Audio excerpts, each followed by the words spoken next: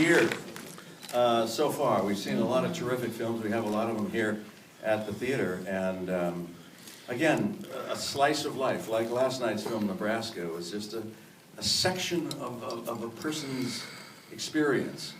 And these types of films are very difficult to get produced because they're not splashy. They're not, and a lot the new buzzword in Hollywood now is it doesn't make a lot of noise, you know. But to us, emotionally, our experience, this makes noise for us. So I'm glad you enjoyed it. Now, I want to introduce the star of the film. He plays the title character, and his name is Inside. That's his first name, Inside. And he's a terrific actor. He's originally from Miami. He went to Juilliard and graduated in, I think, '05. He did a lot of films and theater. He worked with Madonna on her movie W.E. He was in Robin Hood. He was in Drive, and that's where I worked with him a few years ago, where he also played Carey Mulligan's husband in this movie and in Drive. He's just a bad husband, that's all it is. He's a terrific young actor. Please welcome Oscar Isaac.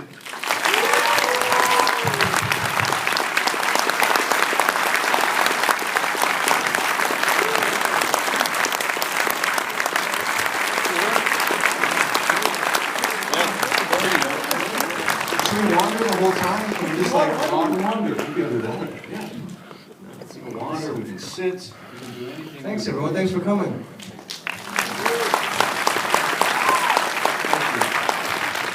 I think the first thing that I would like to know is how did you get involved in this project? When did you first meet with the Coen brothers? How did the script come across your plate? I auditioned. Yeah, just the regular.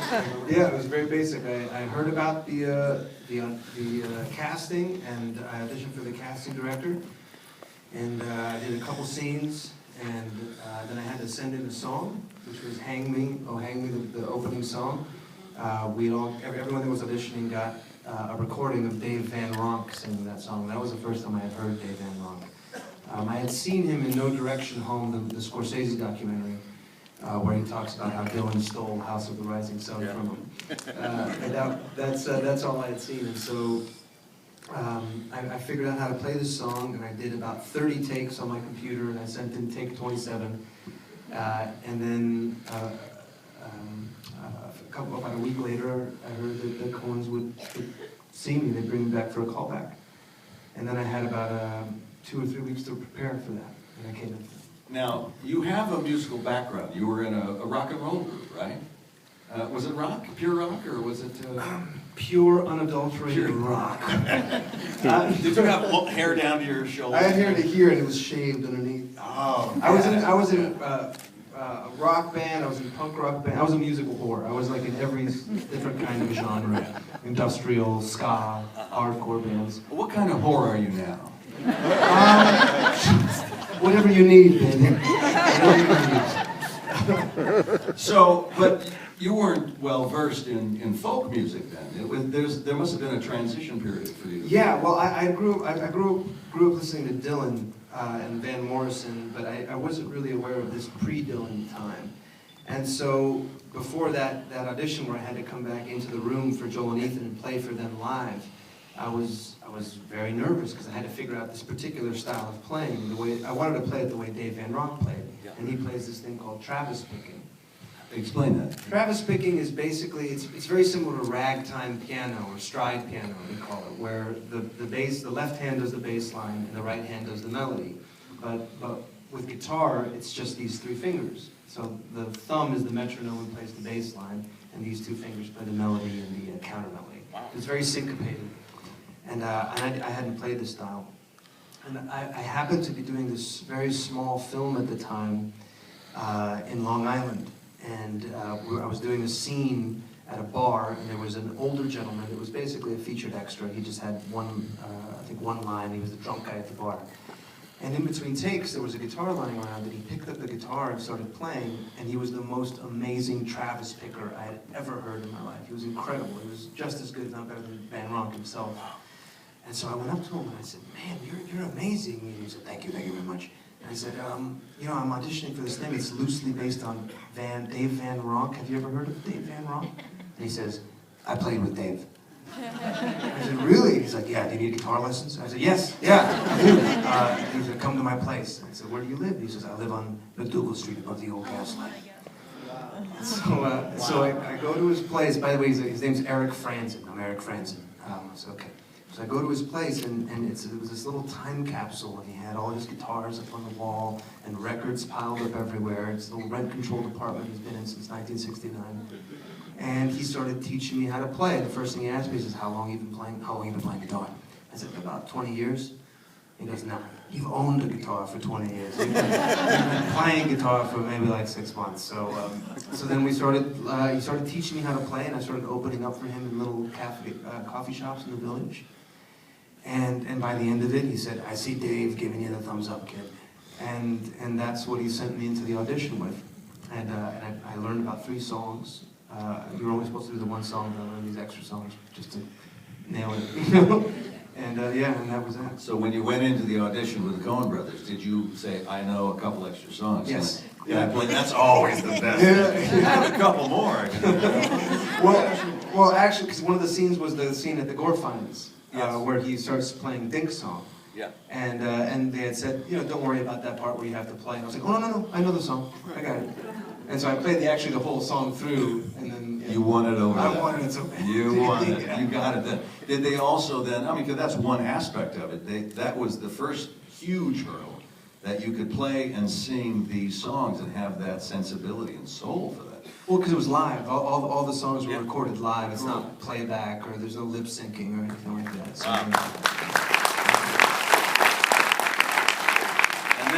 And then did they have you just read some dialogue to see if you could act? yeah, well, there was 2 scenes that I had to do, and so and those were the same 2 that I did for the casting director, so they had seen that. I just did those again. Because he really, Llewyn Davis really speaks through his music. He's rather taciturn. He doesn't have a lot to say. He's kind of a moody guy. Did you have a difficult time getting into that sensibility?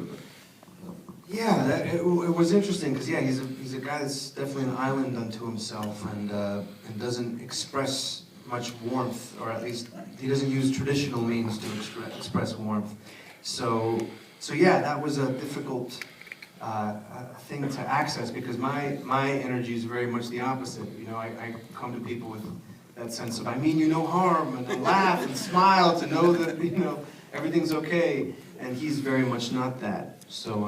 So I spent a good month beforehand with his costume, and I would go to public areas and parties and try to interact the way that I felt Llewyn would interact. Because he's not coming from a place of cool either. He actually wants to connect, but he just doesn't want to charm or ingratiate himself. He just wants to be accepted for who he is. And it was interesting. Yeah, I didn't think he was so much antisocial as much as he was anxiety-ridden. Yeah. He desperately needed a venue, a place to be appreciated for his music and his art form. And it's certainly felt to me that we felt that this guy, if he didn't find this outlet, that he would just explode. He would just fall apart. Yeah. I mean, you know, the Coens, they're not so much interested in what life necessarily looks like, but what it feels like. And I think that the movie, they say, it's inside Llewyn Davis, so it's through his point of view. So it's that he feels like an alien. He feels like everyone is from another world, and they're hostile towards him. And he's trying to connect, but he's being so overwhelmed with what's happening that by the time he understands how he should be acting in the scene, it's over already. And so he's just kind of looking at it in the rearview mirror again and being like, oh, I guess I should have acted differently there, but I just have to keep surviving. Well, I know the question will come up, so I'm going to ask it first. What are they like on the set? What's their temperament, the Coen brothers? Do they discuss amongst themselves a lot, and then Joel talks to you personally, or do they just let you go? And only if there's an issue or a problem do they step in? Well, there was a lot of conversations beforehand. I went down to their offices, and it was really me that was pushing that idea. I said, can we just talk through every scene? And they said, sure. And so we would talk through every scene, and I'd say, so where is he here? And what's happening here? Why is this scene here? And talk about it in that way. So when it came time to do it, we were pretty much on the same page.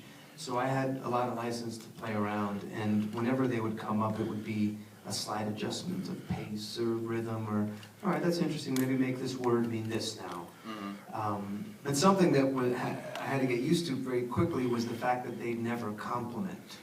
They never say that was good. Do they make a face? Yeah, that's the face. It's like, that's good. Yeah, yeah, that's what you get, and you'd have to kind of decipher what that meant. For actors to see the face of consternation. Yeah. But if they liked something, they'd go, Yeah. Yeah, it's basically that. It's what else would it be? Would be the thing. But what that does is it immediately, at that first week you're terrified. You think I'm single-handedly ruining a Coen Brothers movie, and then you realize, oh, that's how they treat everybody. It's actually, it takes away that need for approval. So everyone just has equal share in ideas, and as soon as you give out an idea, it's not yours anymore. So you wouldn't be complimented for it because that's just the raw material to make the thing. Well, that's an interesting transition. I wanted to talk to you about what it felt like to bear the brunt and the responsibility of carrying a movie. It's all you. This movie lives and dies on your shoulders. Did you feel that coming in? Hey, you're fine now. You did great. Oh, God. So hard. Yeah, it was the first time. It was my first time doing that. Did you feel that pressure before starting the film? If I did, I had to just put it behind me, like Satan, get behind me, because if not, I'd get paralyzed with fear about it. So I had to convince myself that no one was really going to see it anyway. So who cares, right? The more that you got into your character, the more that you went out on your own playing gigs, and that's right, you went around and played. Did you announce yourself as Oscar Isaac, or did you? Yeah. And you're just playing some music, and they didn't, people either knew you or they didn't know you. And yeah, it's there's obviously when you start a movie, there's quite a wide gulf between who you are and who the person that you're going to portray is, and then that whole process of figuring it out, which is one of the most exciting parts of I think what we do. There's affinity there, and you have to figure out how to bridge that gap and how to make them both. Well, how to make it you. It stops being playing the other, and somehow you synthesize both of those things. So that whole process was one of trying to figure out where that brackish water, where I end and he begins. Right. Let's take some questions from the audience to find out. Yes, sir. Is he still living? The question is he still living? He's alive right here. So. I think so. No, it's a fictional character. Llewyn Davis is a made-up character based on a bunch of different people. Dave Van Ronk was an inspiration. He is no longer alive. He died in 2002. The album cover is of him, and wasn't the album a real album? The album cover that we saw in the movie was of Oscar, and who was the other? Was that? That's actually a musician named Critter, who is a guitar player for the Punch Brothers. It's a great bluegrass band, and they just liked his face, so he was the face of Mike Timlin, who was part of the duo. Llewyn Davis and Mike Timlin were a duo, but it's all fictional. But Mumford was actually Mumford was the voice. The Yeah, vocal Marcus Mumford did the song. Yeah. And how was it working with him? I mean, ask your children. Mumford and Sons, they're great. Yeah, part of I had to too. Yeah, he's actually married to Carrie Mulligan. They're married, and he called up T-Bone Burnett, who's a producer of the music, legendary T-Bone Burnett, and asked if he needed someone that if he needed someone to make tea. And T-Bone said, actually, you should come and sing. And so he came out and was part of the whole recording process. Because even though we did all the music live, there was a week, about a month before we started, where we went to Avatar Studios, which is one of the last fully analog studios in New York City. And T-Bone Burnett, it's a fully sensory experience with T-Bone Burnett as a producer. He makes sure the lighting is right, that he burns Palo Santo, and other things he burns. Who is Palo Santo? And why was he burned? Palo Santo is actually a wood, a piece of wood that has this very specific odor that it happens to also inspire, take away headaches, and cover up the smell of weed. Very, very important in the music business. But, we'll get back to T-Bone Burnett in a second. Yes, ma'am. Were you a cat person before the movie? You knew that question was coming. Yeah. No. And I am less so now. Yes, sir. You mentioned Dylan. Did you immerse yourself in other artists back in the early 60s, like the Weavers and maybe Seeger? Yeah. And also, the second part of the question is, did the Coen brothers have this movie rights for a while before they maybe held on to it when the resurgence of folk music seemed like, you mentioned Mumford and Sons and the Olms and things coming out now? Well, yeah, the first part of it, I did. I really, Dave Van Ronk was my lifeline. I gravitated to his music, and I listened to everything that he's recorded and spoke with his widow a lot, just because his particular take on the scene. There's a book called The Mayor of McDougal Street, which was a big inspiration, which are his memoirs. And he was a merchant marine, and he's a guy from the boroughs, who didn't have a whole lot of commercial success, but he was a very different type of person. He was boisterous, and he was a 6'5", 300-pound Swede, and this is not so much that. So yeah, it was a different character. But I listened to Karen Dalton, was someone that I thought was an amazing singer. If anyone that hasn't heard of her, she's incredible. Really tragic story, but beautiful singer as well. And Lightning Hopkins and Reverend Gary Davis. Who are all finger pickers in that same style. As far as the Coens holding on to it, they've been working on it for about 10 years, but they weren't holding on to it in terms of the resurgence of folk. I think, ironically, that you can attribute the resurgence of folk to all those kids that watched Oh Brother, Where Art Thou and got the soundtrack back in the day and grew up and decided to make, have folk bands. That's the influence of T-Bone. Very good question about that. And because you asked a musical question, we're going to give you a little prize. We're going to give you, no, yes, and yes. Both of those. Right on the bottom. That's it.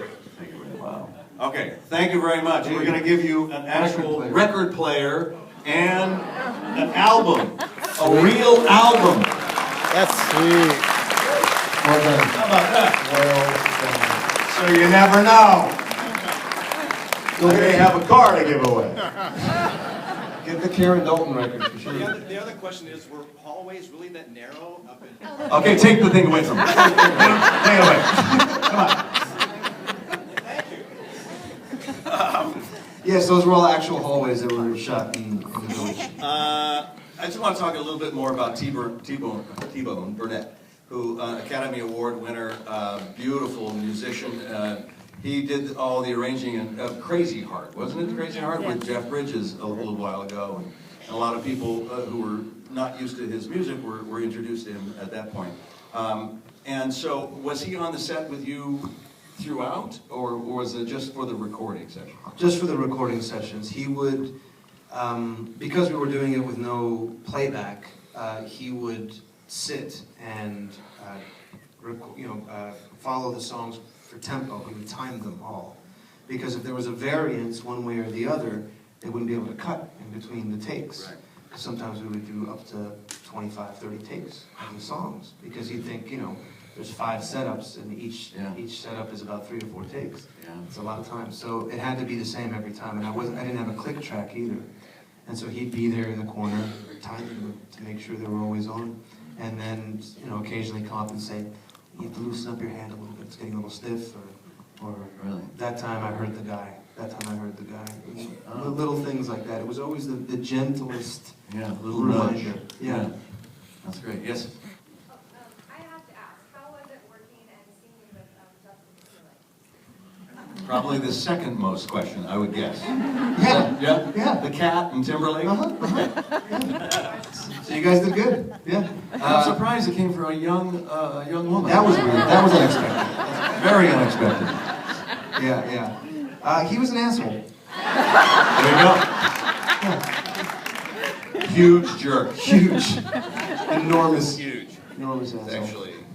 Yeah. Just leave it at that. I'm just gonna leave it at that. No. He would appreciate that. Actually, he would. He was so excited and happy to be playing such a dork, and fully committed to it. And actually, what was really cool was when we were working that week at Avatar Studios, both Marcus and Justin were working on their album as well. So I got little previews when they would just be in the corner working on their albums, figuring out songs. And he was great. He stayed for all of it. You know, he just had the 2 songs, but he was involved in the entire musical process, and was so supportive. And they were like my biggest cheerleaders. That's a fun scene in the recording studio with Adam Driver, and that's such a dumb song. And I could see it in your face, like, okay, I need the $200. I'm just gonna play this. Okay. You know, that was one of the few moments when they actually had some improvisation in the movie, and partly that was based on an actual conversation that Ethan and I had when he's like, do the pupas, and I was like, what? Pupas? You want me to papa? And then Justin started laughing, like, we should actually have this conversation for the thing. And I'm like, yeah, okay, yeah, do that. So that was actually Brilliant. Yes, ma'am. Yeah, so I'm curious, did I hear you correctly that you said to prepare for the role, you played in Greenwich Village? So talk about how that was when you were doing it for the movie versus today, playing in those same places. Yes. So this buddy of mine, Eric Franzen, that I told you about, I started opening up for him. He would play a couple of spots in the village. They were more like open mics, but he would always show up at the end and always play the last song, but he would let me play that song before he got up. And it's the same. It's the same now as it was in the 60s, as it was in the 1860s, and all the way back. So one guy with an instrument playing for a crowd of people trying to tell a story. And that's where I was trying to find the balance between something that's very intimate, this window into this guy's soul, but at the same time it can't be so self-involved that there's not a generous aspect of it. It's trying to tell a story. So, that's where I tried to figure out that balance. And is it true that you did the movie just on the tips you made when you were playing the songs? How were the tips? Did people tip you? There's always that chasm between art and commerce, and these guys, Eric going around open mic nights, this guy is, like, as you said, one of the best pickers you've ever seen. Yeah. And his economic status was probably shaky at times. Yeah. Well, I mentioned in the movie, Llewyn says it's just a basket house, and that's what a basket house means. The basket gets passed around, and that's how people make money. So that's the thing. I mean, Dave Van Ronk at one point in his book, he said, would I have loved to have made more money? Sure, of course, but I got to play music my whole life, and that's the only thing I ever wanted to do since I was a child. And if you can find a way to do that, that's got to be a triumph of some sort. And I think that's why the movie ends, I think, in an uplifting note, because this guy's going to keep doing it, regardless of what, Punched in the face or whatever. He's going to be successful. Very good. Yes, let's go another question. Anybody in the back? Yes, sir. How much of the Coen's original screenplay made it into the film as written? I'd say 98%, 99%, yeah. Almost all of it. There's maybe 3 or 4 lines that were taken out. That's about it. Any scenes that you shot that were cut from the final version? Not a one. Everything's in there. It's unusual. Yes. Can you address the production design, because that is like spot on Greenwich Village at that period? And also, second question is, if you were offered to sing at the Oscars, would you do so? Well, I'm flattered that you asked. I'd have to think about it.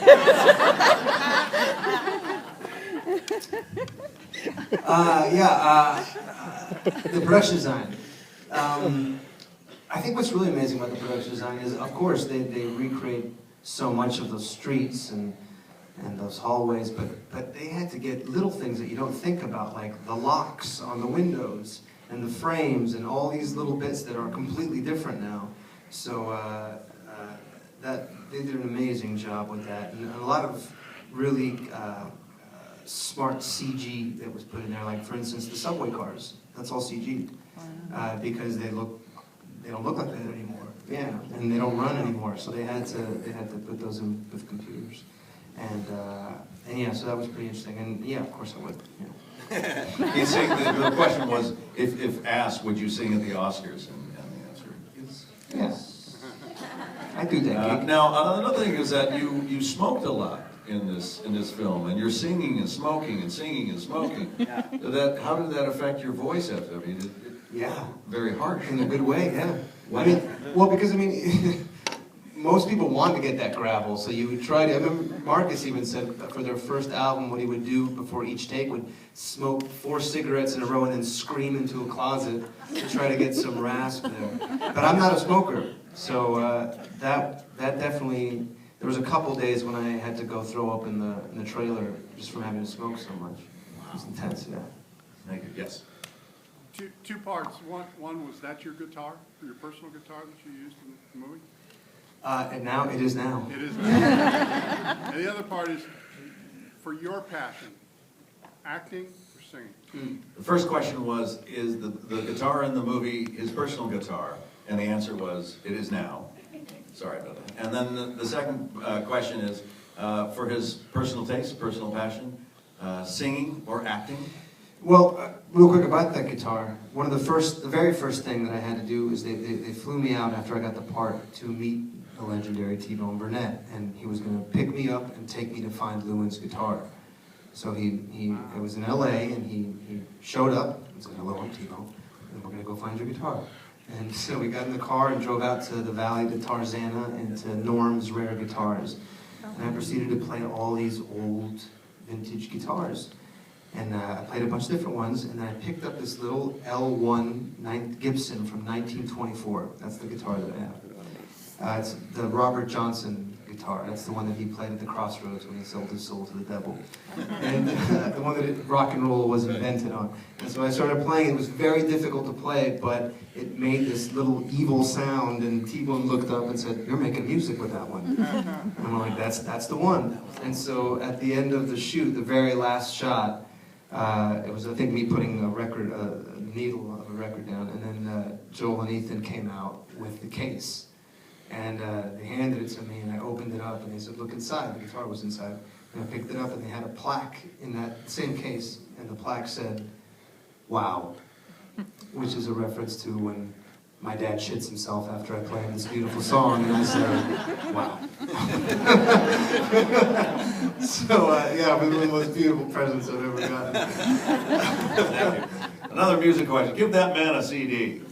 Oh, but the music and acting, I've never separated the two, so they're just, Yes. you know. Yeah. Just wondering if Eric has seen the movie and if he will continue to have any gigs with him. Yeah, well, he's still over there, so I've been away for a while, and but I think he did get a chance to see it, and he was really happy about it. And I've been telling the story a lot, so I think there's been a few people that have gotten his side of the story, and he's pretty psyched about it. He's actually, you may have seen him because he's an actor as well. He plays the German chancellor from now and then on the Colbert Show, the Colbert Report. Is that right? Yeah. Oh, yeah. Yeah. That's quite a gig. It's not as prestigious as the character that you played in a movie called Lenny and the Wonder Dog, and you played a character named Fart Man. It's pronounced Fartman. I'm sorry? Fartman. Faultman. Fartman. But it's actually spelled Fart Man. It's spelled Fartman. Was it a condition or an actual name? The movie was so bad that it had nothing to do with the character. He never farted. There was never a reference to him farting. His name was just Fart Man. That little tidbit on IMDb will always ensure this man will be stable in his life. His head will never swell because we have this on him. You know, I wanted to ask one question also about the gaslight. Now, Speaking of the gaslight. Gaslighted. And what's the condition of it? Is it still no, it's out? It's out of business?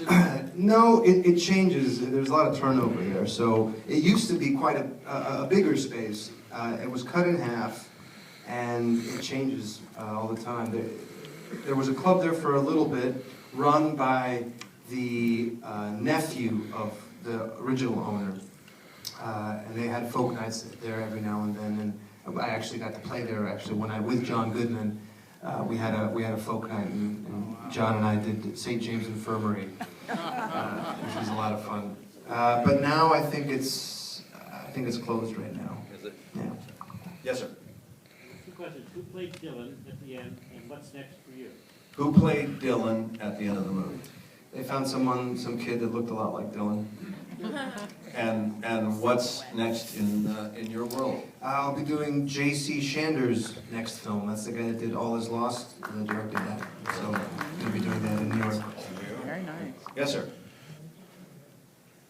What I wanted to ask you is, the fellow that fought you at the end or damaged you or kicked you, that we knew why because you insulted his wife. But what happened at the beginning of the movie when he did that to you? Yeah. So.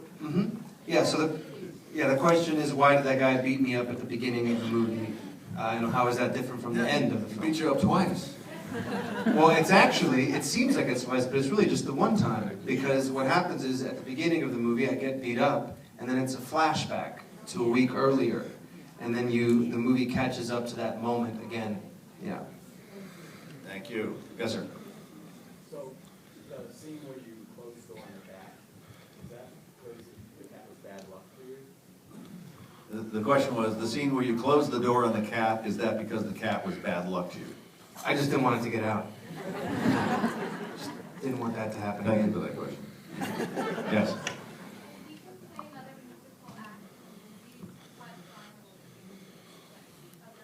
If you could play another musical act or genre or something else in a movie, what would it be? Robert Smith, the biopic. That's the singer for The Cure. That'd be cool. Yeah. Yes, ma'am. So did you just have that one callback, and was it just for the Coen Brothers? Yeah, it was just the one callback, and it was for Joel and Ethan, the casting director. Yeah. Yes. The Coen brothers have a few trademark actors that they bring in their movies. For instance, John Goodman. What kind of energy does that bring to the set? Yeah. The question was, the Coen brothers have a company of actors that they like to pull from, people they like to work with, of which you are now a member of. Yes. And so, like John Goodman has been in many Coen brothers movies. What did that do to the set? What was the energy like? Yeah, they have an instant rapport, and they have a strange secret language where they talk in old movies together. And they say, like, give me the Jim Doug. And he knows exactly what that means. I'm like, all right. Yeah, so they've got a real working rapport. It's definitely fun to be around that. Yes. Question about there were two menorahs in one scene in the working house, Mhm. and then in the credits there was a circle about kosher something. What was that about? Just means the movie's kosher. The movie's kosher. Kosher for Passover. In case you were wondering. It seemed like at the end there when the cat came back, it seemed like maybe that was a little bit of a turning point for him, and maybe just things in his own mind kind of got better for him. The whole movie, everything was disaster. Yeah, I think so. I think that's a moment of optimism, at least. You had the cat as a metaphor to luck changing? Luck? Yeah, yeah, a moment where definitely it was definitely better for the relationship between him and the Gorfines that they got their cat back. So that was a moment of respite, I think. Yes. What was the budget on this film? What was the budget?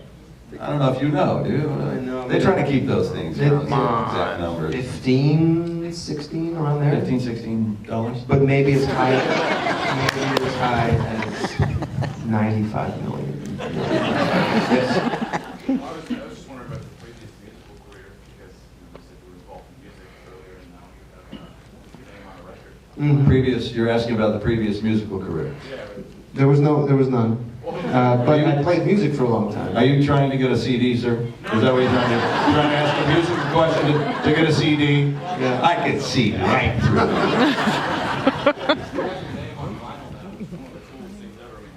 That is one of the coolest things. Yeah, no, that's pretty amazing, and the fact that it's a fully analog recording too is pretty incredible. He's been into vinyl for a long time now. Another thing I found on IMDb. Yeah. They have that up there? Yeah. With the Coen Brothers as directors, what did they do to gain your trust to fully let loose and to get into that character? Like, what did they do as directors to get that from you as an actor? They made The Big Lebowski. Yeah. Well, it's like, yeah. Well, the question was, what did the Coen brothers do to gain his trust in them? And then that's the answer. They made these spectacular movies. Yeah, there was, I was in their hands, whatever they wanted me to do, whatever suggestions they had. And really what they did, honestly, was let me into their whole universe. They were very generous about not only what their thoughts on the movie were, but on directing and actors and stories about actors they've worked with, and really developed a friendship with them. All the way in the back. Your acting reminded me a lot of a young Al Pacino. I was going for old Al Pacino, but I'll take it. Stay with young. Okay. And I just wondered if you had any of that sense when you were preparing this character. There were maybe somewhat because of the time period, the 60s. He was obviously very active then, and I just think of all the movies near the park, those sorts of things. If they had any impact on the way you approach this character, because obviously you're not from New York City. Well, I've been there for about 13 years now, but. Well, then you are. Those are some of my favorite movies. Panic at Needle Park and Dog Day Afternoon and Cruising even. I really like that movie a lot. So yeah, I've watched his movies a lot. So I imagine probably I've been ripping them off for a while now. Oh yeah! Oh yeah! Thank you. Yes, sir. Yeah, I mean, obviously you carried the movie. It's an incredibly difficult role. And I think you did a magnificent job. I think you just Thank you very much. I'm not always the biggest fan of the Coen Brothers, but I love their characters and they did themselves. But I may be the only one in the audience. Tell me in your words, what was the point of the movie? That's a big question. What was the point of the movie?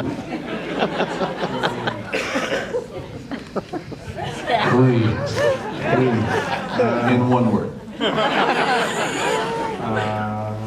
In one word? Yeah, wow, right? I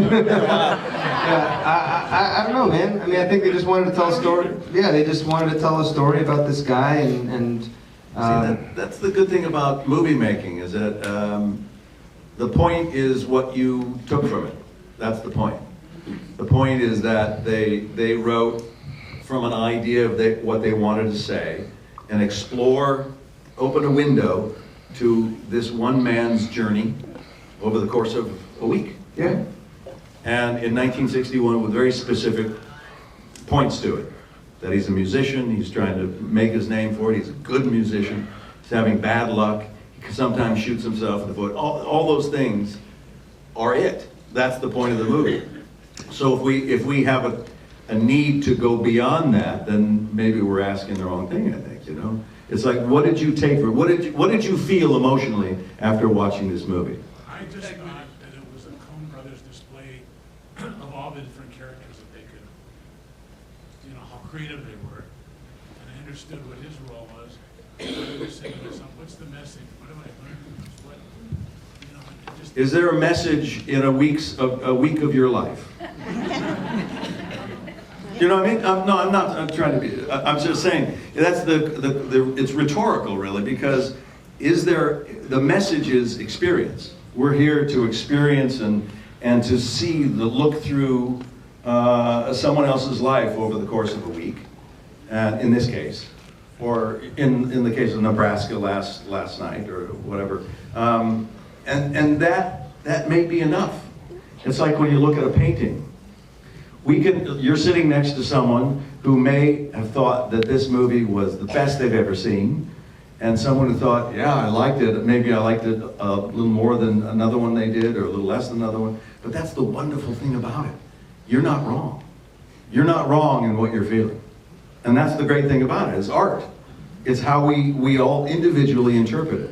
We bring our own sensibility, our own history into the theater. We sit down, we watch it.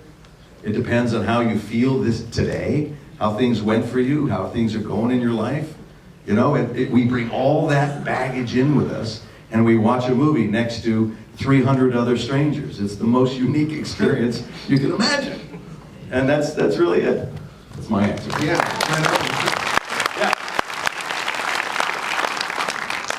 I'm curious of why did you choose acting? What inspired you to become an actor? It didn't feel like a choice so much. I kind of was just always doing it. I always found myself. I think it was the only thing I was good at. You know, that and music at the same time were the things that interested me the most. So then when I did them more, I got better at them, and so I had more chances to do it more, and it just kind of fell that way. Was there someone specific that? Probably my dad. My dad played music a lot in the house growing up, and we had a video camera, so we'd make movies together and do that kind of thing, and I think that just made me interested in it. Ma'am in the red? Oh, yeah, the character, the singing group, the Irish singing group, that seemed like it was based on the Cranston brothers. Do you know if Joel and Cohen? Yes, that was based on the Clancy brothers. Yeah, that was an idea from them. Yeah. That was the Punch Brothers though singing that song. That was one of the few moments that was overdubbed. Yeah, Chris Steele's the one singing the lead. Yeah. Yeah, exactly. Yes, ma'am. I think you have a beautiful voice. Thank you. And I really enjoyed the scene where you were playing for, was it Bud, the music hall in Chicago? And I'm wondering if there was one song that really meant a lot to you as you were performing it? Yeah, that was an interesting song. The song that I played for Bud Grossman that F. Murray Abraham plays, which in itself has an irony to it. The patron saint of mediocrity is the gatekeeper at the gate of horn. The song that Llewyn sings at that moment wasn't delineated in the script. It just said he sings a song, and so I've spent a lot of time trying to find a great song for Llewyn to play at that moment. And I would bring them these different, blustery blues ballads. I had this idea that he was just going to sing his heart out, and I'd bring that to them, and they'd say, "Yeah, we're thinking something more white."